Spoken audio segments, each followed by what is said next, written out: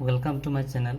এই ভিডিওটোত আমি আজি সমতল দাপনে সৃষ্টি কৰা প্ৰতিবিম্ব আৰু গোলাকাৰ দাপনে গঠন কৰা প্ৰতিবিম্বৰ বিষয়ে আলোচনা কৰিম। সমতল দাপনে সৃষ্টি কৰা প্ৰতিবিম্বৰ প্ৰকৃতি আৰু আকাৰ কেনেকুৱা হ'ব সেই বিষয়ে প্ৰথমতে আলোচনা কৰিম। চিত্ৰত চাবা, এইটো সমতল দাপন, এইটো হৈছে লক্ষ্য বস্তু, এবি হৈছে লক্ষ্য বস্তু। এই লক্ষ্য বস্তুৰ এতিয়া প্ৰতিবিম্বটো আমি উলিয়াব লাগিব। লক্ষ্য বস্তুৰ এই বিন্দুৰ পৰা অহা আপতিত ৰশ্মি এইটো ইয়াত আহি প্ৰতিফলিত হৈছে, এফালে গৈছে। প্ৰতিফলিত ৰশ্মিক আমি পিছফালে যদি বঢ়াই দিওঁ তেতিয়াহ'লে কি হ'ব, এ বিৰ প্ৰতিবিম্ব ইয়াত এ ডেছ বি ডেছ সৃষ্টি হ'ব। আৰু এই প্ৰতিবিম্বটো দেখিবলৈ কেনেকুৱা, এ বিৰ ওলোটা আৰু এইটো খত বুলি কোৱা হয়। গতিকে প্ৰকৃতিটো কি হ'ব, খত আৰু ওলোটা। আকাৰটো কি হ'ব, এই প্ৰতিবিম্ব এ ডেছ বি ডেছৰ আকাৰটো এ বিৰ সৈতে সমান হ'ব। গতিকে লক্ষ্য বস্তুৰ সৈতে সমান। গতিকে সমতল দাপনে সৃষ্টি কৰা প্ৰতিবিম্ব সদায় খত আৰু ওলোটা হ'ব আৰু তাৰ আকাৰটো লক্ষ্য বস্তুৰ সৈতে সমান হ'ব। এইটো হৈছে সমতল দাপনৰ ক্ষেত্ৰত। এতিয়া আমি গোলাকাৰ দাপনৰ ক্ষেত্ৰত গঠিত হোৱা প্ৰতিবিম্বৰ বিষয়ে আলোচনা কৰিম। গোলাকাৰ দাপনৰ অৱতল দাপনে গঠন কৰা প্ৰতিবিম্ব প্ৰথমে আলোচনা কৰিম। মই চিত্ৰত অৱতল দাপন কেইটামান আঁকিছোঁ আৰু অৱতল দাপনে সৃষ্টি কৰা প্ৰতিবিম্বৰ অৱস্থান চাই, লক্ষ্য বস্তুৰ স্থান চাই প্ৰতিবিম্বৰ স্থানটো উলিয়াব লাগিব আৰু লগতে আকাৰ আৰু প্ৰকৃতি। তাৰ কাৰণে মই এটা চাৰ্ট বনাই লৈছোঁ। চাৰ্টত প্ৰথম যিটো কলম আছে সেইটোত হ'ব লক্ষ্য বস্তুৰ স্থান, মানে লক্ষ্য বস্তুটো ক'ত ৰাখিব লাগিব। প্ৰতিবিম্বৰ স্থান, প্ৰতিবিম্বটো ক'ত গঠন হ'ব।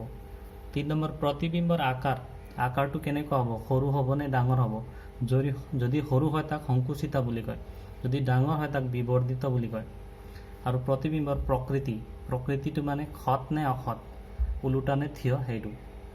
প্ৰথমতে 1 নম্বৰত কি কৰিম, লক্ষ্য বস্তুটো আমি অসীমত ৰাখিম। অসীম মানে একেবাৰে দূৰত।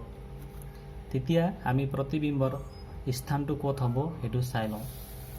প্ৰথম চিত্ৰ এইটো লক্ষ্য বস্তু এ বি হৈছে লক্ষ্য বস্তু। অসীমত ৰাখিছোঁ। এইটো হৈছে মুখ্য অক্ষ, এইটো হৈছে ভাঁজ কেন্দ্ৰ, এইটো হৈছে ফকাছ, এইটো হৈছে মেৰু আৰু এইটো হৈছে অৱতল দাপন। পিছফালে ৰং কৰা আছে। এতিয়া আমি কি কৰিম, ৰশ্মিৰ 3টা ধৰ্ম আছিল, তাৰে যিকোনো 2টা ধৰ্ম প্ৰয়োগ কৰি আমি প্ৰতিবিম্বটো গঠন কৰিম। প্ৰথম ধৰ্মটো আছিল কি, মুখ্য অক্ষৰ সমান্তৰালকৈ অহা ৰশ্মি। মুখ্য অক্ষৰ সমান্তৰালকৈ অহা ৰশ্মি এইটো প্ৰতিফলনৰ পিছত কি হ'ব, ফকাছৰ মাজেৰে পাৰ হৈ যাব। ফকাছৰ মাজেৰে পাৰ হৈ যাব এইটো। দ্বিতীয়তে কি আছিল, ভাঁজ কেন্দ্ৰমুখী ৰশ্মি একে দিশেৰে উভতি যাব। এইটো ভাঁজ কেন্দ্ৰমুখী, এইটো ভাঁজ কেন্দ্ৰ, গতিকে ভাঁজ কেন্দ্ৰ পাৰ হৈ গৈছে। এইটো আপতিত আৰু প্ৰতিফলিতটো একে বাটেৰে উভতি যাব। গতিকে প্ৰতিফলিত ৰশ্মি দুডালে, এইটো আৰু এইটোৱে য'ত কটাকটি কৰে তাতে প্ৰতিবিম্ব গঠন হ'ব। এইটো বিন্দুত যদি প্ৰতিবিম্ব গঠন কৰোঁ তেতিয়াহ'লে এইটো হ'ব আৰু এইটো হ'ব এ ডেছ ও এইফালে হ'ব বি ডেছ। গতিকে কি দেখিলোঁ, প্ৰতিবিম্বটোৰ আকাৰটো সৰু হৈ গৈছে, সংকুচিত হৈ গৈছে। আৰু প্ৰতিবিম্বটো খত মানে দাপোনৰ একেফালে যদি গঠন হয় তেতিয়া খত বুলি কয়। গতিকে আৰু অৱস্থানটো ক'ত হ'ব, অৱস্থানটো হ'ব ফকাছত, এই ফকাছৰ তলত। গতিকে ফকাছত গঠন হৈছে। গতিকে চাৰ্টত আমি লিখিব পাৰিম কি,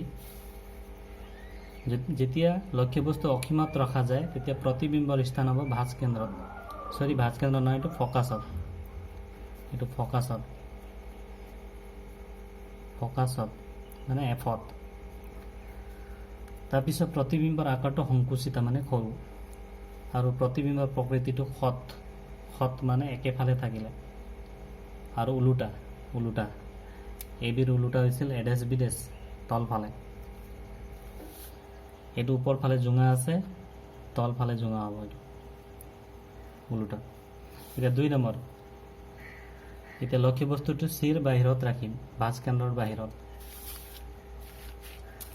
তাৰ কাৰণে এইটো চি, এইটো ভাঁজ কেন্দ্ৰ, এইটো মেৰু, ভাঁজ কেন্দ্ৰৰ বাহিৰত, এইটো এ বি।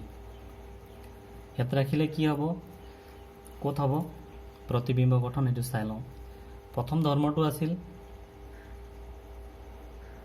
মুখ্য অক্ষৰ সমান্তৰালকৈ অহা ৰশ্মিটো ফকাছৰ মাজেৰে পাৰ হৈ যাব এইটো। তাৰপিছত দ্বিতীয়টো আছিল কি, ভাঁজ কেন্দ্ৰমুখী ৰশ্মি, ভাঁজ কেন্দ্ৰমুখী ৰশ্মি, এইটো ভাঁজ কেন্দ্ৰমুখী একে পথেৰে উভতি যাব।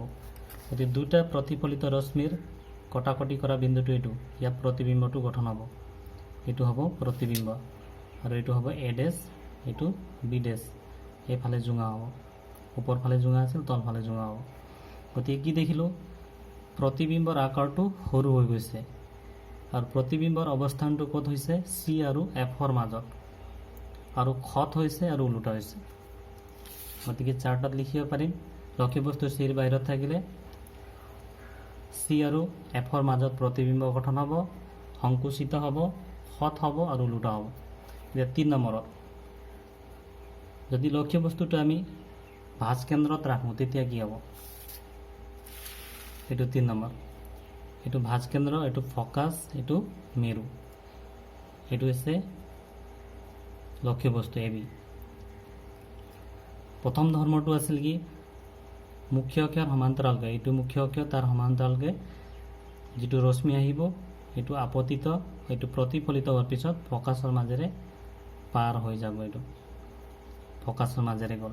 দ্বিতীয়টো কি আছিল, দ্বিতীয়টো আমি ইয়াত ইউজ নকৰোঁ কাৰণ ভাঁজ কেন্দ্ৰমুখীটো আঁকিবলৈ অসুবিধা হ'ব। গতিকে 3 নম্বৰটো মানে মেৰুমুখীটো, যিটো কোণত আহিছিল এইটো কোণত আহিছিল, একে কোণত উভতি যাব।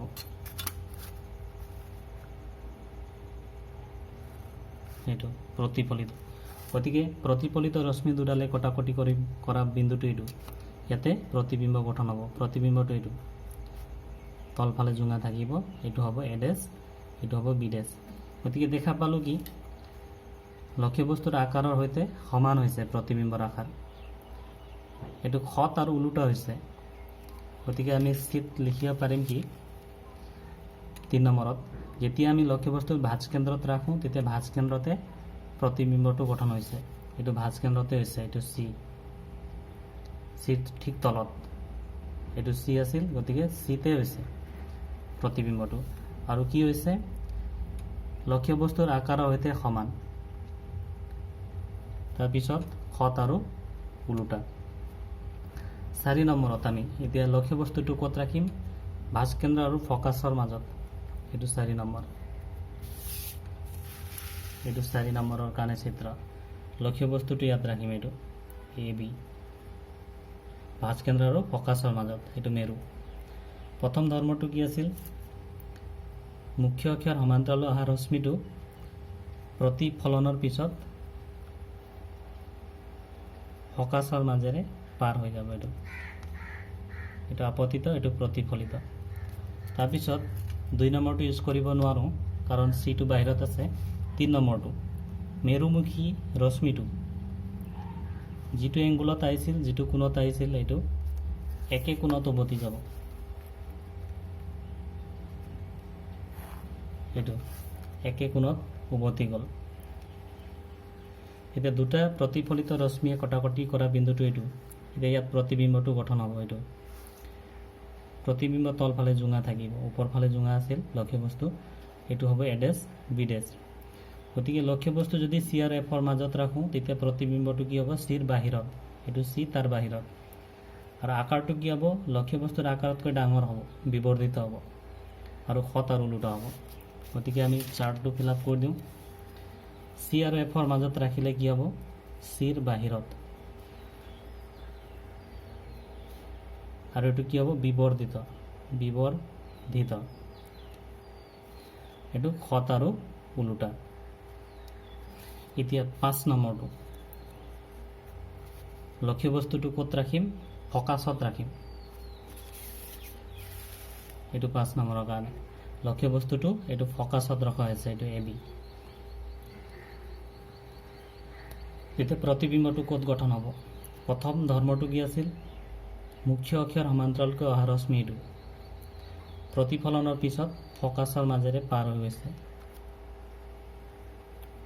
এইটো। তাৰপিছত ছেকেণ্ডটো ইউজ কৰিব নোৱাৰোঁ, থাৰ্ডটো ইউজ কৰিম, মানে মেৰুমুখী, এইটো মেৰু, গতিকে মেৰুলৈ অহা ৰশ্মিটো, এইটো আপতিত ৰশ্মি প্ৰতিফলনৰ পিছত কি হ'ব? যিটো কোণত আহিছিল সেইটো কোণতে উভতি যাব, এইটো প্ৰতিফলিত হৈছে। প্ৰতিফলিত ৰশ্মি দুডালে ইয়াক কটাকটি কৰিছে, গতিকে ইয়াতে প্ৰতিবিম্ব গঠন হ'ব, এইটো এইটো এ ডেছ, এইটো বি ডেছ। গতিকে দেখা পালোঁ কি, যেতিয়া আমি লক্ষ্য বস্তুটো ফকাছত ৰাখিম তেতিয়াহ'লে প্ৰতিবিম্বটো অসীমত, এইটো বহুত দূৰত আছে, চিৰ বাহিৰত, বহুত বাহিৰত, আৰু কি হৈছে লক্ষ্য বস্তুৰ আকাৰতকৈ বহুত গুণে ডাঙৰ, মানে অতি বিবৰ্ধিত। আৰু খত একেফালে হৈছে, এইটো দাপোনৰ বাওঁফাল, গতিকে একেফালে হৈছে, গতিকে খত আৰু ওলোটা এইটো এনেকৈ থিয়কৈ আছিল, তলফালে ওলোটাকৈ হ'ব। গতিকে চাৰ্টটো ফিল আপ কৰি দিওঁ। এফত থাকিলে কি হ'ব? অসীমত হ'ব, অসীমত। তাৰপিছত অতি বিবৰ্ধিত,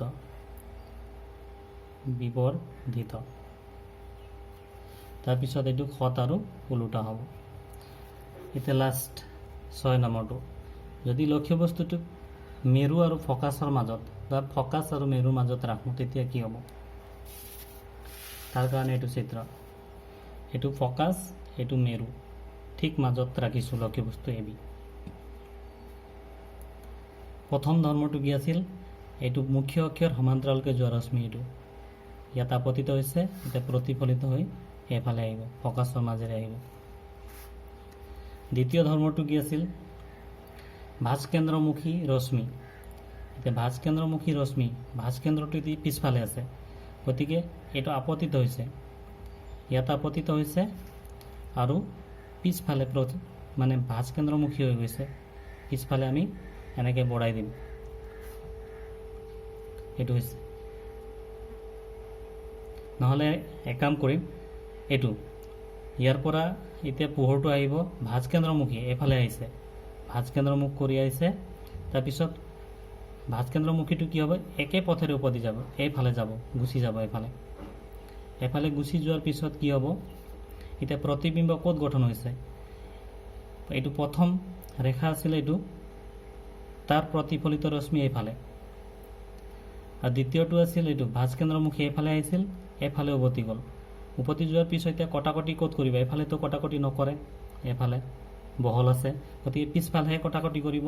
যদি আমি প্ৰতিফলিত ৰশ্মি দুডাল পিছফালে বঢ়াই দিওঁ, এইটো প্ৰথম ডাল প্ৰতিফলিত ৰশ্মি এইডাল আছিল, ইয়াক পিছফালে বঢ়াই দিওঁ এইফালে, আৰু দ্বিতীয়ডাল এইফালে আপতিত হৈছিল, প্ৰতিফলিত হৈ পিছফালে গ'ল, এনেকৈ বঢ়াই দিওঁতে ইয়াত কটাকটি কৰিছে, মানে দাপোনৰ পিছফালে গঠিত হৈছে, আৰু ইয়াতে প্ৰতিবিম্বটো গঠন হ'ব। এইটো এ ডেছ, এইটো বি ডেছ হ'ব, এই পইণ্টটো। তেতিয়াহ'লে কি দেখিলোঁ? যদি ফকাছ আৰু মেৰুৰ মাজত লক্ষ্য বস্তুটো ৰখা হয় তেতিয়াহ'লে অৱস্থানটো ক'ত হ'ব? দাপোনৰ পিছফালে হ'ব, আৰু আকাৰটো কি হ'ব? লক্ষ্য বস্তুতকৈ বহুত গুণ ডাঙৰ, বিবৰ্ধিত হ'ব। তাৰপিছত প্ৰকৃতিটো কি হ'ব? খত হ'বনে? নহ'ব, কাৰণ বাওঁফালে লক্ষ্য বস্তু আছিল, সোঁফালে প্ৰতিবিম্ব গঠন হৈছে, গতিকে এইটো হ'ব অসৎ। আৰু এতিয়া ওলোটা হ'বনে থিয় হ'ব? এইটো ওপৰত আছিল মুখটো, জোঙাটো, ইয়াতো ওপৰ ফালে হৈছে এইটো জোঙাটো, গতিকে এইটো কি হ'ব? থিয় হ'ব, এইটো ওলোটা নহ'ব। গতিকে চাৰ্টটো ফিল আপ কৰি দিওঁ। পি আৰু এফৰ মাজত থাকিলে কি হ'ব? দাপোনৰ পিছফালে, অৱতল দাপোনৰ পিছফালে গঠন হ'ব। তাৰপিছত এইটো কি হ'ব? বিবৰ্ধিত হ'ব, বিবৰ্ধিত। তাৰপিছত এইটো কি হ'ব? অসৎ হ'ব, আৰু এইটো থিয়। এতিয়া আমি চাৰ্টৰ পৰা দেখা পালোঁ কি গোটেইকেইটাতে খত আৰু ওলোটা আছিল, কিন্তু 6 নম্বৰৰ ক্ষেত্ৰত কি হ'ব? অসৎ আৰু থিয়। আৰু গোটেইকেইটাতে কি আছিল প্ৰতিবিম্বৰ অৱস্থানটো দাপোনৰ বাওঁফালে আছিল কিন্তু 6 নম্বৰটোৰ ক্ষেত্ৰত দাপোনৰ পিছফালে হ'ব গতিকে এই 6 নম্বৰটোৰ ক্ষেত্ৰত অলপ পাৰ্থক্য আছে আৰু এই 6 নম্বৰটোৰ এইটো পৰীক্ষাত প্ৰায় আহি থাকে কাৰণ বাকীখিনিৰ লগত এইটো নিমিলে গতিকে ইয়াৰ মাজৰ পৰা এই পইণ্টটোৰ পৰা কুৱেশ্যনটো প্ৰায় সুধি থাকে গতিকে এই কুৱেশ্যনটো বা এই পইণ্ট বা এই অৱস্থানটো অতি গুৰুত্বপূৰ্ণ ইয়াত অলপ মন দিব লাগিব বাকীখিনিৰ ক্ষেত্ৰত একেই থাকে প্ৰায় কিন্তু ইয়াৰ ক্ষেত্ৰতে বেলেগ থাকে গতিকে আজি গোলাকাৰ দাপোনৰ অৱতল দাপোনৰ প্ৰতিবিম্বৰ বিষয়ে আলোচনা কৰিলোঁ নেক্সট ভিডিঅ'টোত উত্তল দাপোনৰ প্ৰতিবিম্বৰ ক্ষেত্ৰত আলোচনা কৰিম থ্যাংক ইউ ফৰ ৱাচিং